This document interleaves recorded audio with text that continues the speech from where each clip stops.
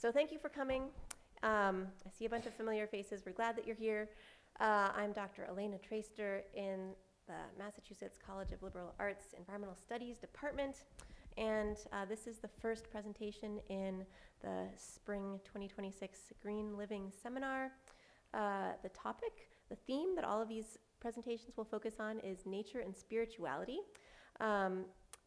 These presentations, they are all free and open to the public. They take place here in the Feigenbaum Center for Science and Innovation, room 121 on Wednesdays at 5:30. And if you want to take a look at the schedule for upcoming presentations, as well as the link to our YouTube channel with recordings of prior presentations, you can find all of that at www.mcla.edu/greenliving, one word. So our presentations will wrap up within about an hour. There will be Q&A at the end, so please do ask questions. And before I turn it over to our presenter tonight, I want to make a quick announcement to invite you all back to come back next week.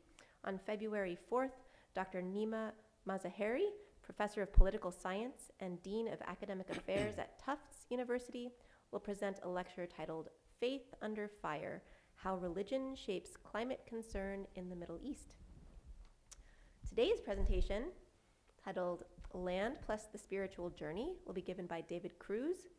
David is a writer who lives and works at Clear Brook Farm, an organic fruit and vegetable farm located at the edge of the Hoosic River watershed in the Vermont Valley. He's the author of Incantation, a limited edition handmade chapbook of poems, Wander-Thrush, lyric essays of the Adirondacks and High Peaks, a poetry collection that catalogs hiking the Adirondack 46ers in upstate New York. You can find him online at davidcruzpoetry.com. We're so glad to have you tonight. Thanks so much.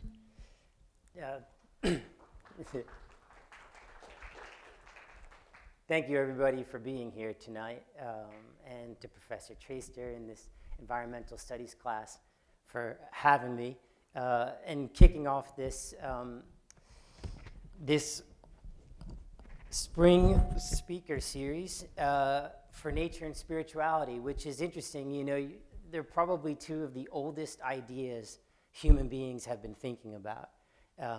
And in preparing for this, I kind of felt like I had a good grasp on the idea of religion, but spirituality for me was a little bit more nebulous.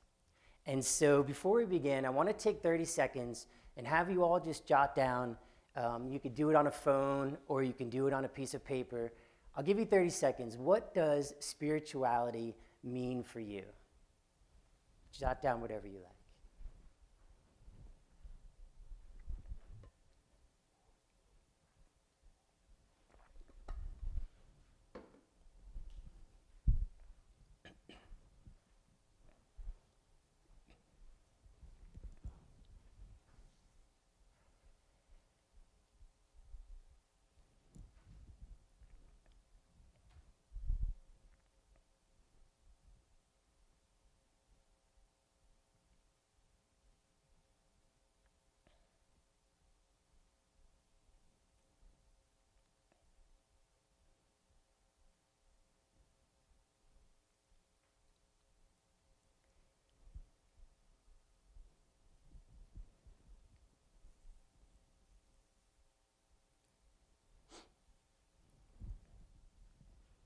All right. I'll start talking, but feel free to keep writing if you're into it. So I first started thinking, all right, well, how is spirituality different from, say, religion? And I thought religion seemed to me like something that you could teach a person, but spirituality felt more like a journey. It felt like it was about experience and learning from that experience or experiences, and even perhaps developing a sense of practice from it. And it got me started to thinking about my father, who the more I get distant from, the more distance I get from his passing, the more I realize what a deeply spiritual person he was. my father was, when I think about him, I think about my father, the basketball coach. He was also my high school principal. But, and he was probably one of the smartest people I had ever known. He read all the time. He was actually the one who got me to read The Tao Te Ching by Lao Tzu, which is a text I'll talk about tonight. But as he got older and as his intellectual capabilities began to narrow, he would often leave me with a sort of mantra. And he would say something like, David, if you are following your heart's journey, the whole world will conspire to help you along your way. And it got very simple. And he would say things like this to me over and over again, which is something he probably read in a book somewhere. And I also think about an idea he used to bring up, an ancient Greek word titled metanoia, okay? And what metanoia is defined as is a profound shift in thinking. It's an ancient Greek word. The root is met, right? Actions of the mind. And what I wanted to do today is take you through a few of my experiences that I think have sort of shaped where I've come to. And of course, we're going to end with reading from Hoosic River, which is this new book that I published in the fall, dedicated to the Hoosic River Watershed Association, right over in Williamstown. And we'll come to this, but I kind of wanted to take you along this journey. If I think back to where it all began, I kind of traced it to Albert Bierstadt. This is 1866. Yosemite Valley, Merced River. That's the title. Notice the theme tonight. When you are talking about, or when you want to write about a painting, which is something you often just experience in one, glimpse, right? Painting comes in. Some people suggest you could actually start off by where your eye lands first, and then kind of move from there, right? I probably saw this painting sometime in my young 20s, and it probably was the first time I could feel myself being really moved by the natural world. I grew up in New Jersey. I was a suburban kid, and not that there wasn't nature in New Jersey, but there definitely were a lot of cars and highways and strip malls, so it was harder to find. But I remember specifically seeing this painting at the Met, and it's pretty big. It's about 3.5 by 5 feet, so you see it from across the room. And of course, the first thought that I can remember having was just the awe and the beauty of the natural landscape, right? This is something that I think Albert Bierstadt, that's kind of the mark I think he leaves on us as an artist, right? A lot of his paintings kind of capture this. But what's really so interesting for me, such a great surprise, is when you walk closer to the painting and you see this small group of indigenous people on this flat rock here, right? Are they Awani, Miwok? I don't know. Who knew if Bierstadt knew? But it seems like they're sending off maybe a hunting party, right? A couple of canoes. And what I think I love so much about this painting in particular is that Bierstadt's kind of suggesting that if you go far enough back in time, people and nature were the same thing, right? And of course, we still are the same thing. But in modern times, it's a lot more complicated to kind of see that, right? If I think about the environmental writers who have shaped my ecological consciousness, I think about W.S. Merwin and Wendell Berry and Leslie Marmon Silko and Henry David Thoreau and John Burroughs and Ellen Malloy and Herman Melville and Rachel Carson and Aldo Leopold and Lao Tzu and James Baldwin and Annie Dillard and Masunobu Fukuoka and Nan Shepard, J.A. Baker, John Muir, Audre Lorde. These writers all had a common thread that they were talking about, which was a great separation between human beings and the land in which we live and inhabit. And that perhaps this was causing a lot of complicated psychic energies for us as a species, as a collective species. And I feel like this painting for me kind of captured that essence, that connection. And so I want to throw a hypothesis out for today's talk.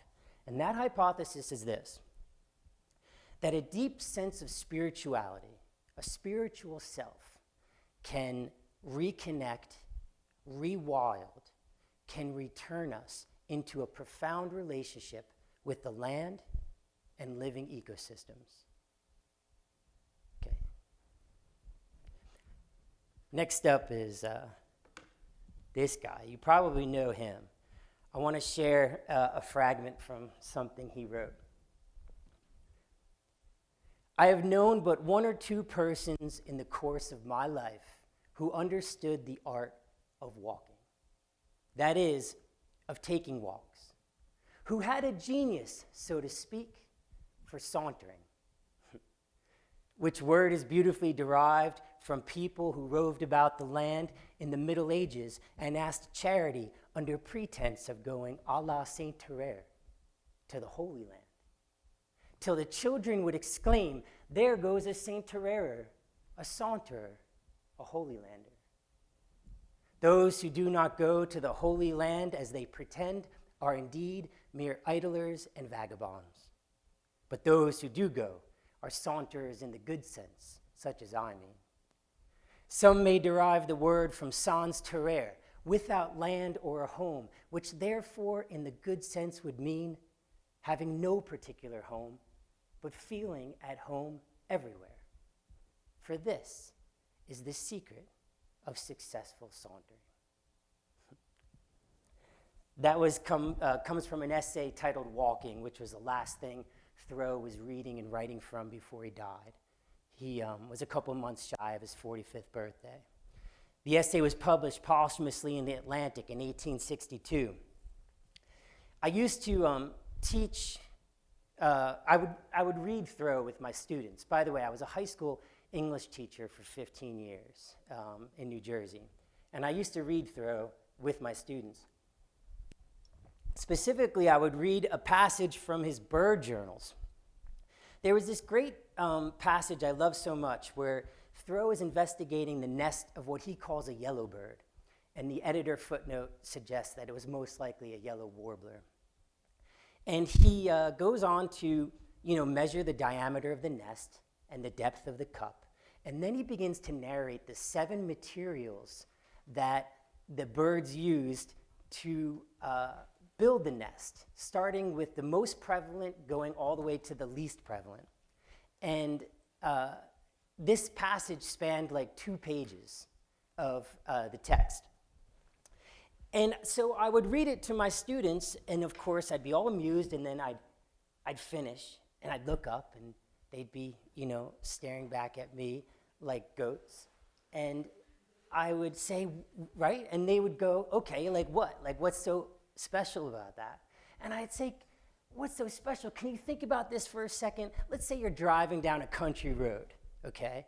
And you blow past some guy who's literally climbing through the thicket, right? And he's got a ruler in his mouth, and he's holding a little notebook, and he's adjusting his spectacles and contorting his body in a weird way such that maybe his hat falls off. And you blow by, and you don't know what's going on, right? Because you're putting the scene together like a minute later, and you're like, wait, was that guy like studying something in the side of the road? Like, you probably would have thought he was out of his mind, right?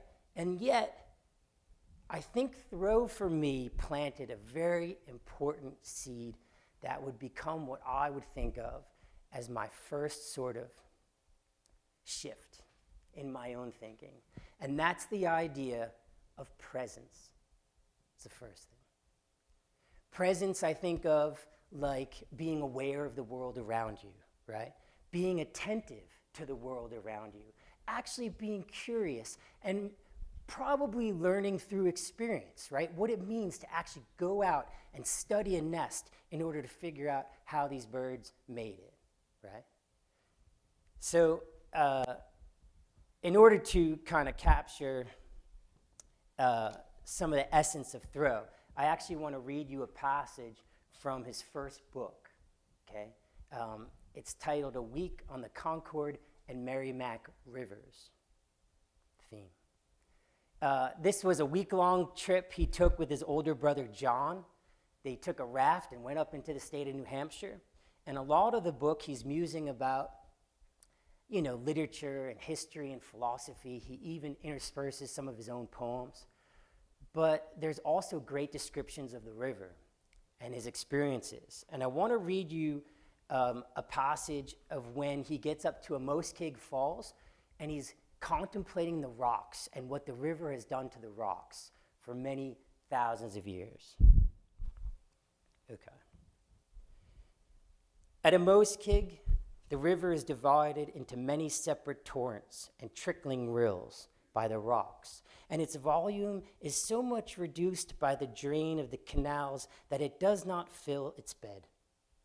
There are many potholes here on a rocky island which the river washes over in high freshets. As at Shelburne Falls, when I first observed them, they are from 1 foot to 4 or 5 in diameter and as many in depth, perfectly round and regular with smooth and graceful curved brims, like goblets. Their origin is apparent to the most careless observer. A stone which the current has washed down, meeting with obstacles, revolves as on a pivot where it lies, gradually sinking in the course of centuries deeper and deeper into the rock. And in new freshets, receiving the aid of fresh stones, which are drawn into this trap and doomed to revolve there for an indefinite period, doing Sisyphus-like penitence for stony sins, until they either wear out or wear through the bottom of their prison, or else are released by some revolution of nature. There lies stones of various sizes, from a pebble to a foot or 2 in diameter, some of which have rested from their labor only since the spring, and some higher up which have lain still and dry for ages. We noticed some here at least 16 feet above the present level of the water, while others are still revolving and enjoy no respite at any season. In one instance, at Shelburne Falls, they have worn quite through the rock, so that a portion of the river leaks through in anticipation of the fall. Some of these potholes at Abenaki in a very hard brown stone had an oblong cylindrical stone of the same material loosely fitting them.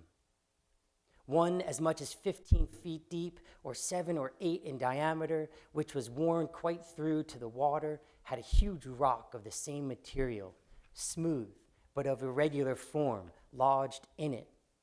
Everywhere there were the rudiments or the wrecks of a dimple in the rock, the rocky shells of whirlpools. As if by force of example and sympathy, after so many lessons, the rocks, the hardest material, had been endeavoring to whirl or flow into the forms of the most fluid. The finest workers in stone are not copper or steel tools, but the gentle touches of air and water, working at their leisure with a liberal allowance of time. There's no doubt to me that Thoreau read Lao Tzu and the Tao Te Ching, an ancient text. In section 81 of the Tao, Lao Tzu writes, "Nothing in the world is as soft and yielding as water, and yet it breaks apart the hard and inflexible." Just the idea of being able to consider thousands of years of time, right? To consider how the river shaped these rocks. It's not like he showed up and said, "Oh, look at the falls, snap a photo, and then leave." He sat there and thought about it, thought about the rocks, looked at the rocks, studied them. That kind of presence kind of overwhelms me sometimes. And I think I kind of, at that point, needed to give the same kind of presence to my life. And it wasn't soon after Thoreau that I found the Adirondacks in upstate New York. This is actually, up in the Adirondacks, they have 46 high mountains. They call them the 46ers. And there's this thing people do, they hike them all. And I did that, thanks to my buddy neighbor Tom, who introduced me to the Adirondacks and got me up there. This here is actually not one of the 46ers. This is Scroon Lake After a Storm, painted by Thomas Cole in 1838. I one time saw an essay about this where the author used GIS technology to figure the exact spot where Thomas Cole probably was when he painted the mountain, and also to recognize that he made the mountain much more dramatic in the painting. But what do you expect, the Romantics. But the Adirondacks are a very special place. And I kind of got hooked on hiking them, and I ended up writing a little collection of poems titled High Peaks. And there are 26 poems in here because I finished hiking the 46ers in 26 hikes. So there's a poem for each hike. And I really tried hard to put the sort of presence into this experience. I really wanted I wanted that to come through, what it meant to be a person out there experiencing the world. And I'm going to read you, the mic is right there. I'm going to read you a poem from this collection. It's titled Water. What the woods are, what the green looks like when it sounds, how the packed soil hardens under each boot, how the rocks smoothed, how the rain hits the face, whether the spruce clings to the creek's edge, if the beaver dam holds, why the mud. Before and after the memory of ice freezing, splitting rock, when the moss grip, listen, how the hemlock rise, darken, how the trail dips, turns, sinks, climbs, why the river falls, how the slide is carved, when the melt rushes the mountain, while the summit winds whip the balsam fir. Huddled in my knees between gaps in the bedrock atop Dick's Mountain, I stare into the pure moisture of gusting clouds. Behold this gigantic rock rain forest. And later, descending back upon Blaze Trail when the black-throated green warbler shrills, tsi-tsi-tsu-tsi, hidden in the birch canopy. Why the solitary loon? This collection was really important to me, and becoming connected to the Adirondacks was as well. And after I rode High Peaks, I didn't stop studying the region and the people connected to it. And of course, it wasn't long after I found Martha Rebin. Martha Rebin was born in the beginning of the 20th century in New York City, and as a teenager, she was diagnosed with an advanced case of tuberculosis. And the doctors tried all sorts of things to help her, procedures, nothing worked. And so in her desperation, Martha Rebin found a man up in the Adirondacks who was advertising a cure for tuberculosis by living at a remote campsite. And so Martha Rebin decided to take him up on that. And so he rode her out to an edge of Weller Pond, which is up near Saranac Lake, and she lived there for a couple of years. And she ended up miraculously getting better. Went on to write some books. In 1952, she wrote The Healing Woods. And in 1955, she writes The Ways of Wilderness. And I want to read you a passage from The Ways of Wilderness here. I sat down and ate my sandwich. The sun sank out of sight, and for a while the whole immense landscape glowed rosy purple. Across the sky, a banner was flung, thin and wispy, faintly pink, all that was left of the puff of cloud that had come up over Stony Creek 2 hours before. Slowly, the color deepened to purple. The sky darkened and the stars came out. A peace, profound beyond expression, lay over the woods and waters, and a little of it found its way into my troubled being. I drew the old quilt around me, feeling dwarfed by so much space and beauty. The stars brightened, and to the north I could see a few lights, one of them seeming to hang on the tip of a mountain. The only sound was the wind rustling through the branches of the shrubby trees behind me as I sat and watched the wilderness merge into the blue of night.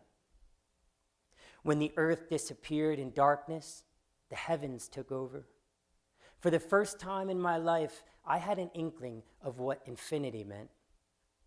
As I gazed at the brilliant display of star beyond star, I became lost in the immensity of space, almost worshipfully aware of the force which had formed me, the woods and lakes and mountains, as well as the galaxies and nebulae shining before my awestruck eyes.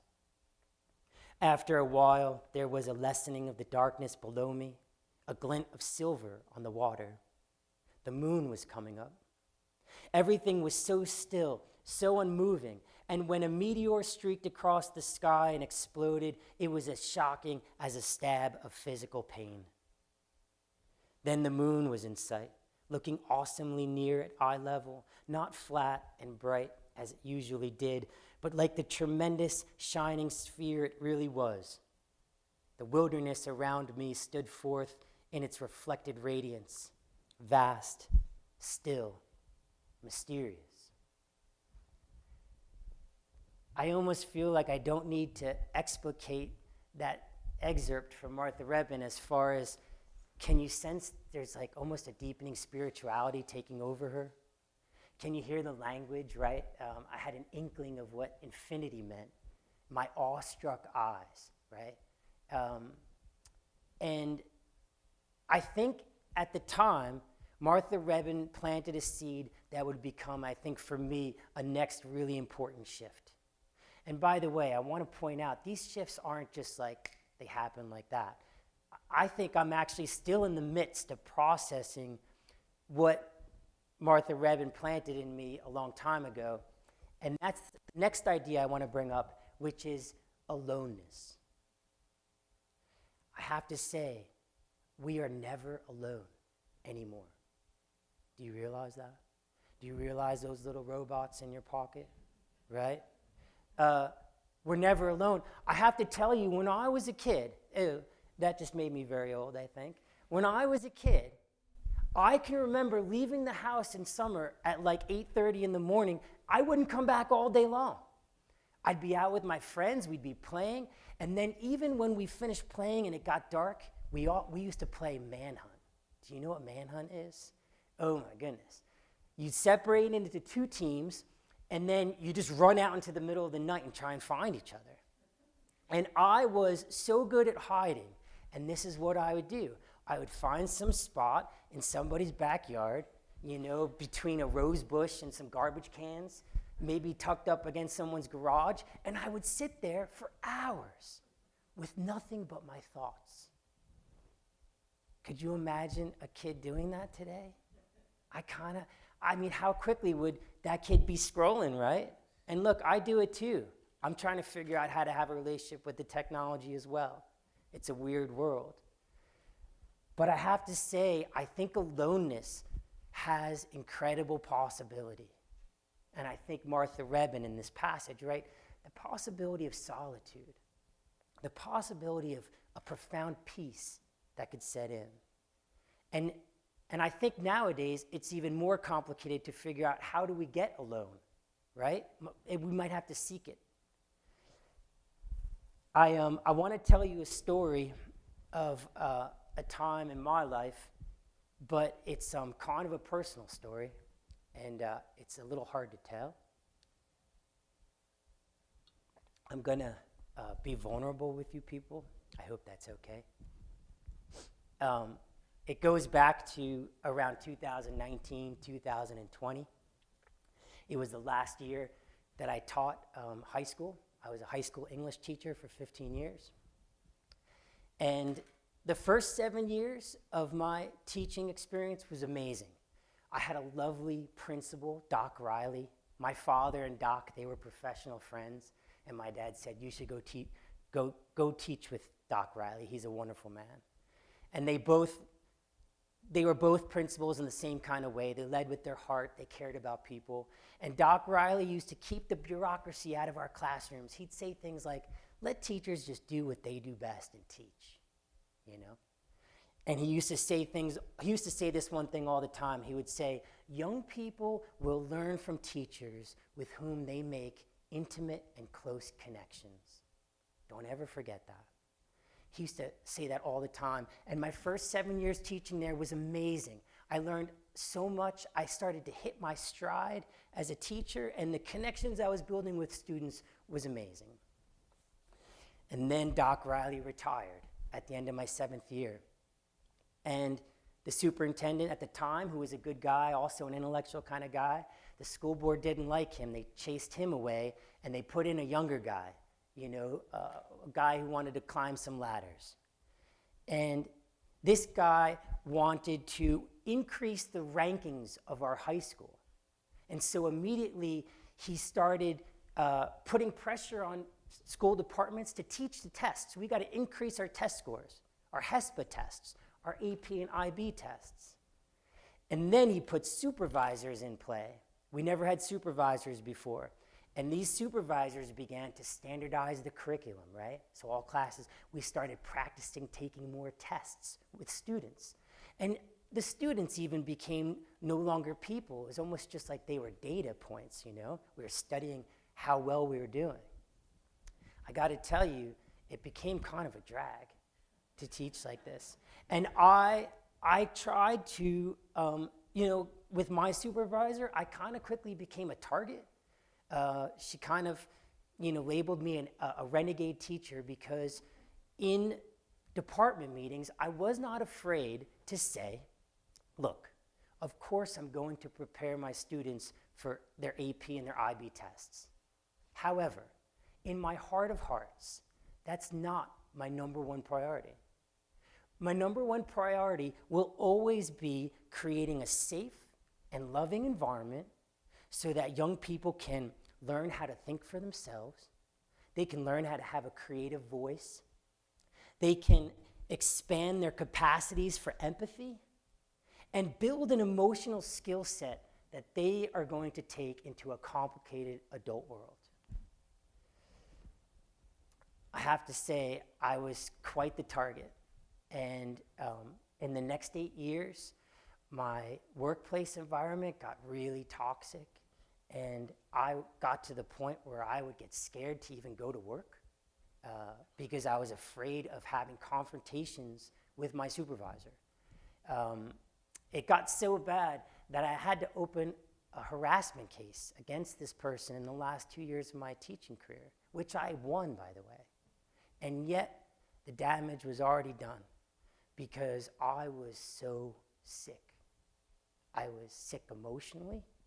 And what I did not realize is that I had all these physical ailments that were hurting me, and I never really put it together that it was probably a result of being so emotionally, in such emotional turmoil. And that all came to a head in 2019 when I put in a letter to retire. I was just going to leave my career. It was too much. I didn't have the energy to teach anymore. At this time, also, there were some other things that kind of became a confluence. A time in my life my mother likes to call my midlife thing. My father was getting sick.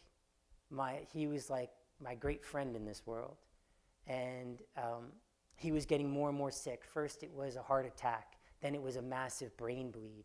Then he kept falling and hitting his head. Like we would go back to the hospital again and again. So I was coming to terms with his mortality. In this last year before I left teaching, I had a personal relationship just suddenly end for me.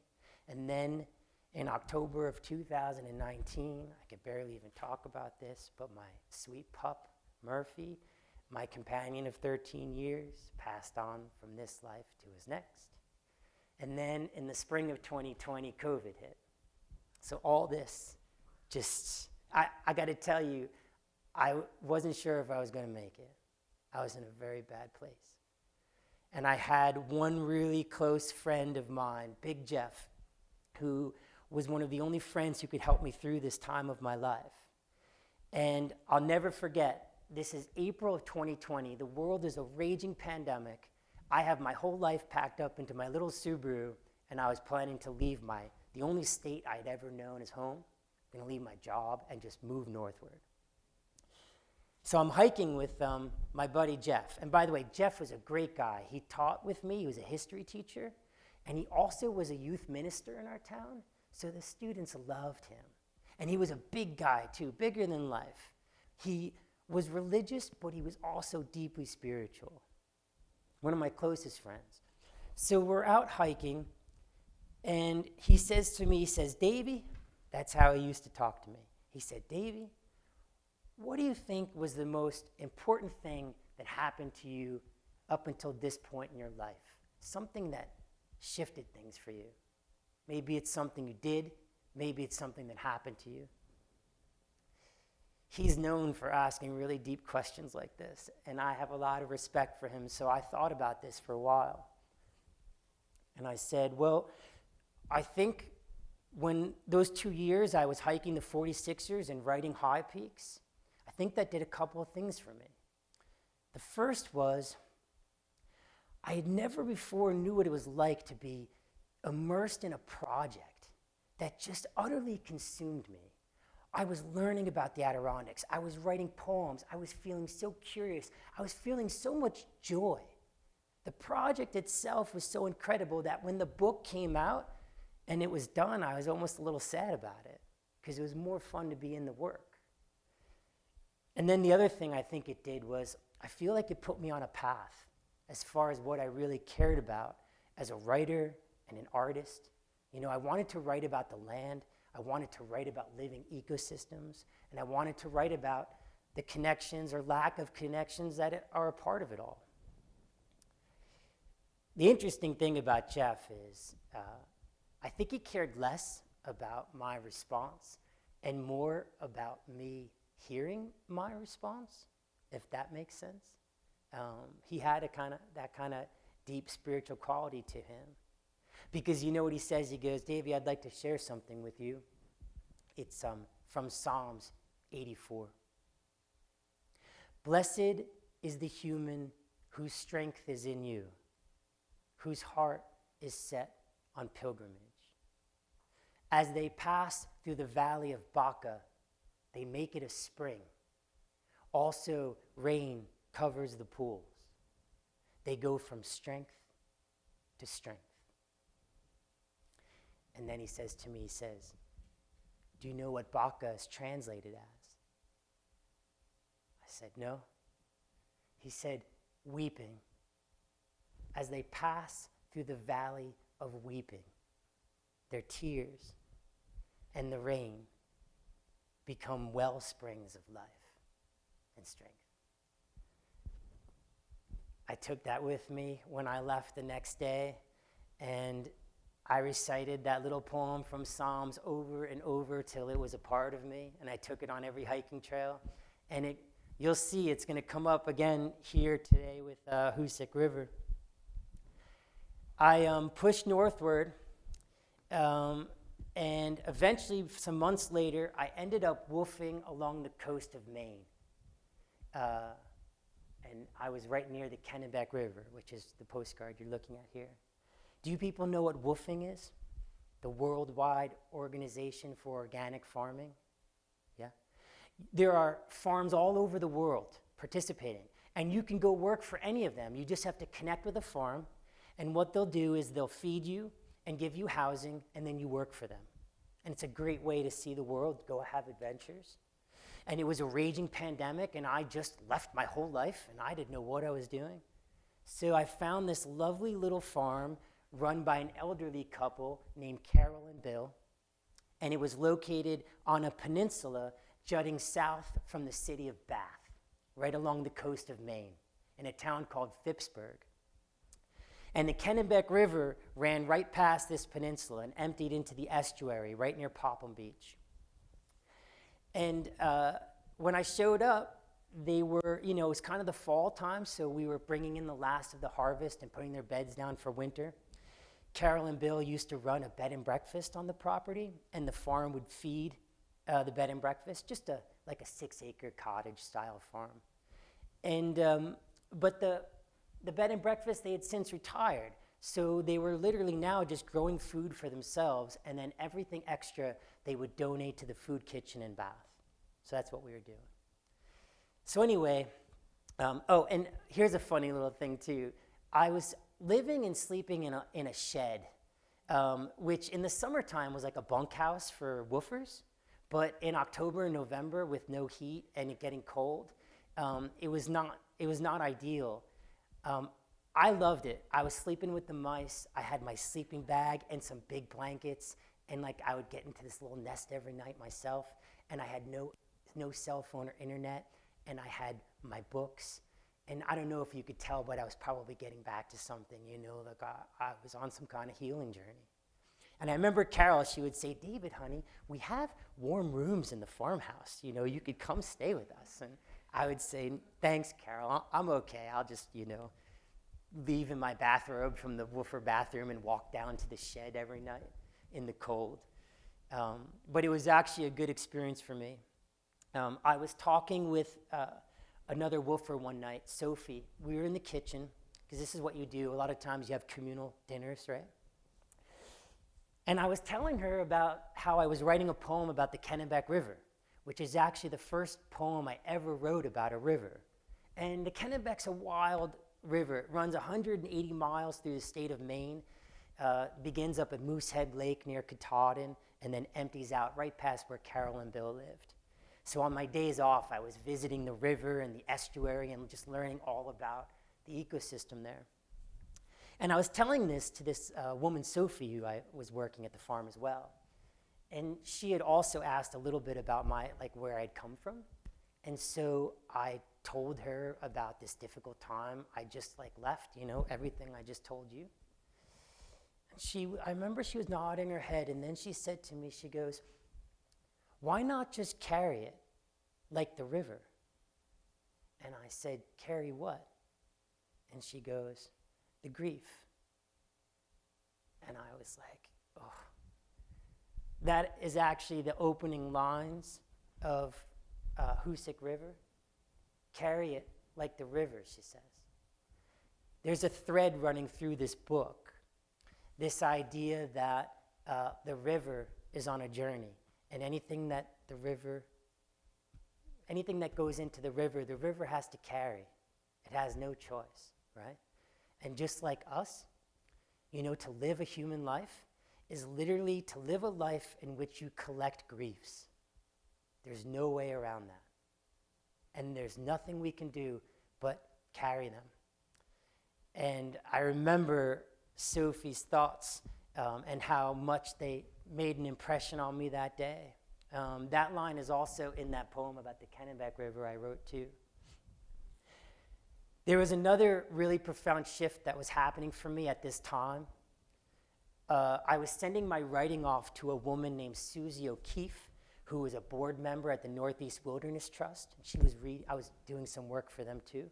And she was reading my work, and at one point she wrote a letter back to me, and it had some challenging feedback. She said to me, she goes, "David, why living things?" That phrase comes up a lot in your writing. Why living things? They're beings. They're creatures. Why not call them that?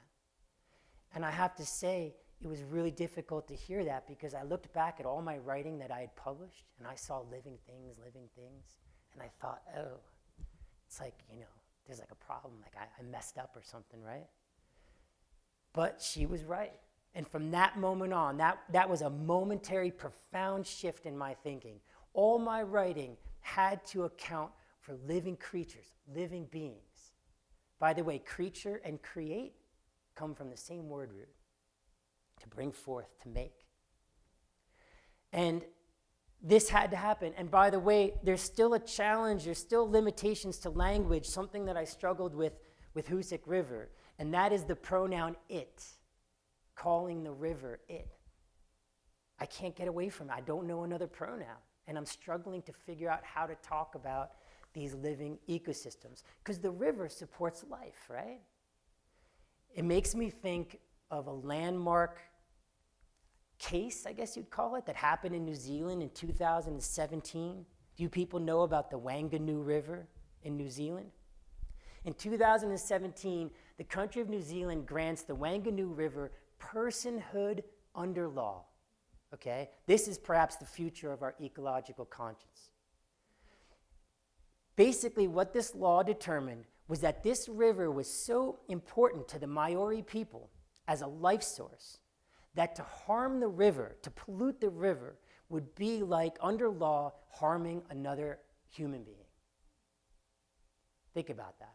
That is incredible. And so here was this next profound shift for me.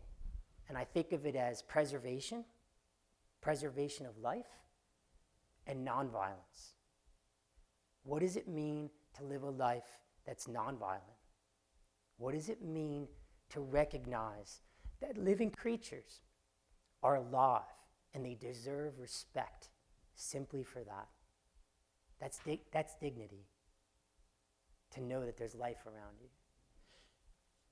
Anyway, after this, when I was writing Hoosic River, I found the poet Natalie Diaz. She has a collection from 2020 titled Post-Colonial Love Poem. And in this book, she has a piece about the Colorado River, which is the life source for her people, the Mojave people. And in this long poem that she writes, she actually even mentions the Wanganui River. So I was like, oh, right on, this is my people. And I actually used an epigraph from Natalie Diaz at the beginning of this Hoosic River. And there's actually two epigraphs, and they're juxtaposed next to each other. And I did that sort of playfully. I really like this juxtaposition. And I'm going to read them both for you so you can hear the difference in tone and focus that each of these writers have. The second one's Natalie Diaz. The first one is some dude I found who was writing about place names. Oh, I need my glasses. All right, here's the first one. It is just as incongruous to place an Indian prairie name among our mountains as it was to place the names of Pompey, Cicero, and Virgil in central New York. Onondaga is not appropriate on our western plains. William Martin Beauchamp, Aboriginal Place Names of New York, 1907. Here's the next. When Mojaves say the word for tears, we return to our word for river, as if our river were flowing from our eyes. A great weeping is how you might translate it, or a river of grief. Natalie Diaz, Post-Colonial Love Poem, 2020. Can you hear it in her passage? Can you hear Psalms 84? Can you hear what Sophie said? Carry it like the river, carry the grief. Can you feel this confluence of ideas that just kind of exploded for me by the time I got to Hoosic River? I live on the edge of the Hoosic River watershed. If you climb the mountain behind my house, which I did yesterday in my snowshoes, and I fell backwards, and I busted my tailbone pretty bad, but I'm here today, I'm okay. But there's a mountain behind my house, West Mountain, and I climb it a lot. If you were to summit that mountain and go to the west and the south side of the ridge, all the water that falls there flows into the Hoosic River watershed. I found this river because HURA, the Hoosic River Watershed Association, a couple years ago, they put out a call for artists. They wanted people to make poetry and music, and they were going to have a big concert. And at the time, this kid Daniel at the farm, we were working on some poetry and percussion collaborations. So we decided to do something for this Hoosic River concert. And what I wrote and what we performed ended up being the first section of this long poem. But I was so inspired that I didn't stop, and I kept visiting public preserved lands inside the watershed and writing more sections, and then eventually this long poem became what it is. The work is dedicated to the Hoosic River watershed, and I've been donating all the proceeds of every book sold. So the book is $30, and I've been donating $20 of every book to Hoorah, and their efforts to, protect habitat, restore habitat, monitor the river, which, by the way, the Hoosic River was once a very polluted river right here in North Adams. Very complicated history. And I'm going to read you the last section of this long poem because I feel like you're going to sense a lot of the ideas that we've talked about today.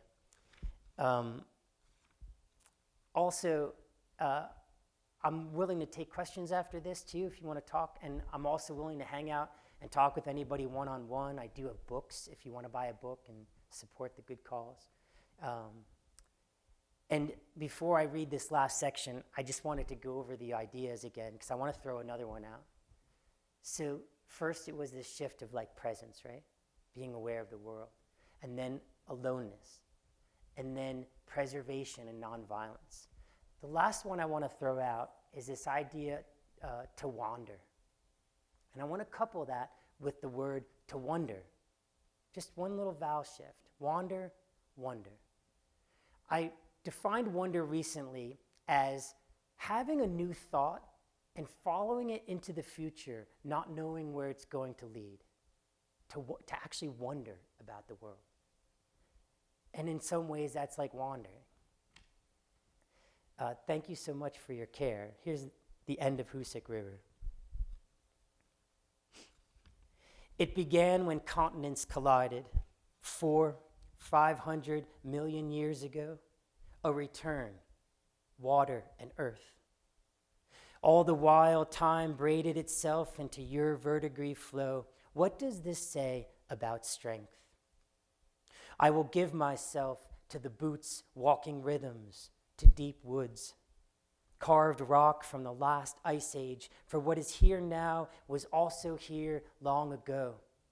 Quartzite, schist, limestone, sandstone with slate layers, fillet schist, from the Greek to split. Plucked in the glacial mass down gorge and ravine, there is an edge to everything. Appalachian, Taconic, Green, Hoosac. In a series of uplifts, the peneplain formed. Nothing in the world is as soft and yielding as water. Put foot to rock, I tell myself, before dirt. A history that began inside a permanent body of snow and interlocking crystals of mineral ice. How it pressed upon land and scape, cirques of the shaped valleys, in wedging, abrasion, plucking. Freeze and expansion to fractured rock and glacial retreat, where striation stripped bedrock, how water works its way into joint and crack to split and freeze and split. For most northeast rivers run south and east to the sea, yet for dissolving the hard and inflexible. Bring me to filling pools, falling in fern-covered eddies, peatland fens. Let me wash the dried mud from my tired legs. Cup cold, clear water, wet my face. Bathe in warm sun like one who knows of pain. The words elude me. I say it, the river, nurtures life. And I will give myself to the trees, to the ferns, the birds, and moss-clad stones. Stand in a beyond place before time, and I am breathing, and we are alive. Thank you so much.